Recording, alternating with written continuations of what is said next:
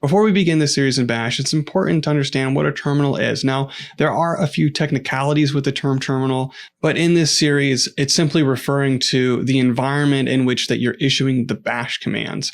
And the next question is, why should you invest your time and energy into learning Bash? And to kind of convince you that this is a worthy skill to learn, I'll share a short story that I heard from a friend, which is they were interviewing for a position and they were really good at coding. And they were given a situation or scenario where they needed to manipulate a lot of different files at one time. And so what they ended up doing is spending a lot of time in the interview, almost the entire interview, writing a very elaborate program in Java to be able to accomplish this. And the interviewer really didn't say anything until the end.